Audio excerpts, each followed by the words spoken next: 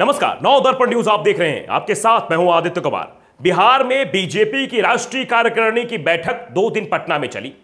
इस बैठक में जेपी नड्डा अध्यक्ष पहुंचे और जेपी नड्डा ने दावा किया कि भविष्य में सभी क्षेत्रीय दल खत्म हो जाएंगे, लेकिन बीजेपी मजबूत बनी रहेगी। यह बड़ा दावा था। नड्डा के बयान पर सबसे पहला रिएक्शन जेडीयू की ओर से ही आ गया। पार्टी ने साफ कर दिया कि क्षेत्रीय पार्टियों का वजूद भविष्य में भी बना रहेगा। जाहिर सी बात है, जेडीयू को बीजेपी के अध्यक्ष का दावा पसंद नहीं आया।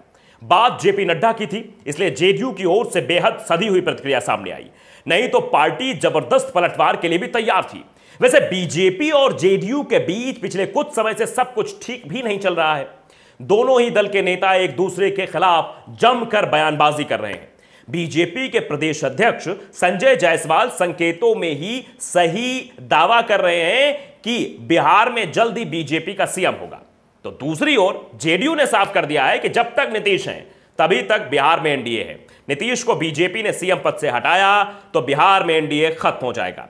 लेकिन इस समय जो है बीजेपी के वो चिंता जो है वो मोदी मंत्रिमंडल को लेकर है। दरअसल यह तय हो चुका है कि संसद के मानसून सत्र के बाद मोदी कैबिनेट का विस्तार किया जाएगा और इस बार भी करीब 1 दर्जन नए मंत्रियों को शामिल किया जाएगा। तो कुछ से इस्तीफा लिया जाएगा। कैबिनेट में बीजेपी के सहयोगियों को भी जगह दी जाएगी, जिसमें जेडीयू और शिवसेना के शिंदे गुट के सांसद भी शामिल होंगे। लेकिन पेच इस बार भी संख्या को लेकर ही फंसता दिखाई दे रहा है। शिंदे तो एक मंत्री पद पर तैयार भी हो जाएगा, लेकिन जेडीयू के लिए एक मंत्री पद स्वीकार करना मुश्किल दिखाई दे रहा है। दरअसल 2019 में जब एनडीए की सरकार दूसरी बार बनी थी तो जेडीयू मोदी मंत्रिमंडल में शामिल नहीं हुई थी, क्योंकि बीजेपी की ओर से जेडीयू को एक कैबिनेट सीट ऑफर की गई थी, जिसे नीतीश कुमार ने स्वीकार नहीं किया और मोदी मंत्रिमंडल में शामिल नहीं हुई थी। लेकिन साल भर पहले जब केंद्रीय मंत्रिमंडल का विस्तार हुआ तो जेडीयू की ओर से आरसीपी सिंह कैबिनेट मंत्री बनाए गए थे। उन्हें इस्पात मंत्रालय का प्रभार दिया गया था। आरसीपी सिंह के मंत्री बनने से जेडीयू के दूसरे नेता नाराज हो गए थे, क्योंकि 2019 में एक मंत्री पद का ऑफर जेडीयू ठुकरा चुका था। लेकिन आरसीपी सिंह ने उसी ऑफर को स्वीकार कर लिया, जिसके बाद से नीतीश कुमार ने आरसीपी सिंह को जेडीयू से साइडलाइन कर दिया। सबसे पहले उन्हें राष्ट्रीय अध्यक्ष पद से हटाया गया, फिर उनका राज्यसभा से पत्ता काट दिया गया और बाद में मंत्री पद भी चला गया। यानी अब मंत्रिमंडल में जेडीयू का एक भी मंत्री नहीं है और जेडीयू ने साफ संकेत भी दे दिए हैं कि एक पद उसे स्वीकार भी नहीं है। लेकिन बीजेपी के साथ रिश्ते पहले की तरह बने रहेंगे। इस बीच जेपी नड्डा ने भी ऐलान किया है कि वो बिहार में 2024 के लोकसभा चुनाव और 2025 में होने वाले विधानसभा चुनाव जेडीयू के साथ ही लड़ेंगे। लेकिन इससे पहले मंत्रिमंडल विस्तार में जेडीयू को प्रतिनिधित्व मिल पाएगा, इस पर संशय दिखाई दे रहा है। इस बार बीजेपी से बातचीत का जिम्मा नीतीश कुमार ने पार्टी के राष्ट्रीय अध्यक्ष लल्लन सिंह को सौंप दिया है और लल्लन सिंह ने भी साफ कर दिया है कि जेडीयू को सांकेतिक प्रतिनिधित्व की जरूरत नहीं है।